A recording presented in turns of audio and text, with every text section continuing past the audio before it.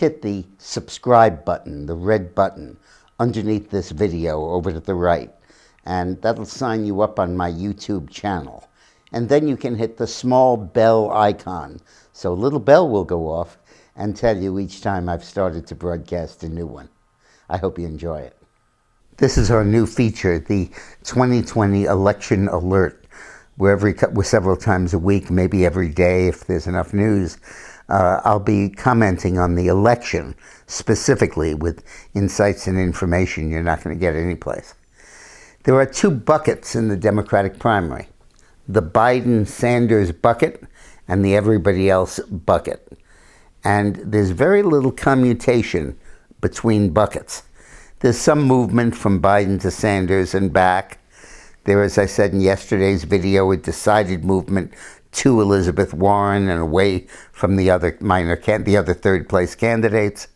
But the one bucket and the other bucket rarely exchange votes.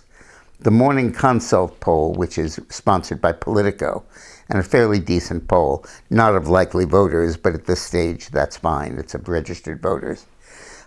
Comes out every week, and in Real Clear Politics, you can follow it. And if you add up the Sanders vote and the Biden vote, it almost always comes to a combination of 58% of the vote. Usually it's something like 38 for Biden and 20 for Sanders, or some variation of those numbers. And for the other polling firms, you'll find also that the two-person totals remain relatively consistent, although usually a little bit lower than Morning Consult. So that means there's a duopoly in this race of Biden and Sanders, and everybody else is trying to break into it. Why the duopoly? Well, first of all, they're by far the best-known candidates. So you probably have the least informed voters supporting them because they don't know the names of anybody else. Those are the two they know, and those are the two that they vote for. But is there more? With Biden, it may well be a sense that after Trump, we need to calm things down.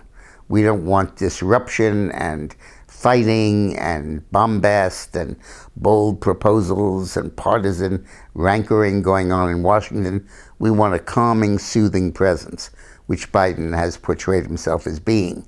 And since he's in first place by a lot, he doesn't need to attack anybody.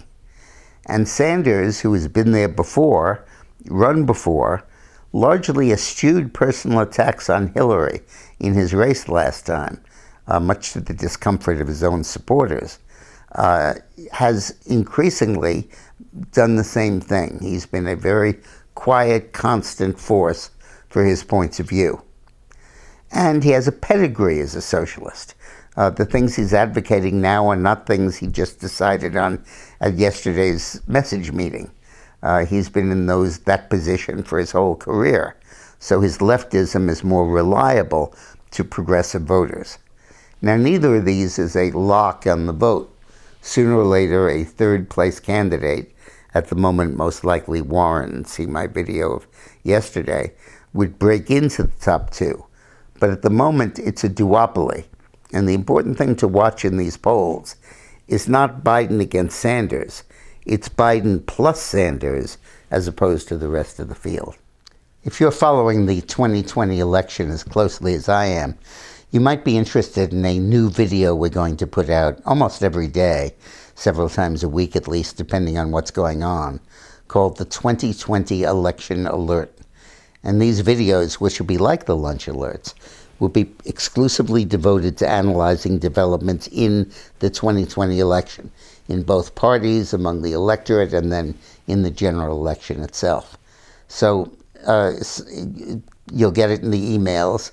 Ask friends of yours to sign up and subscribe, and you'll get the kind of in-depth information and insights you just won't get anyplace else. Thanks for watching.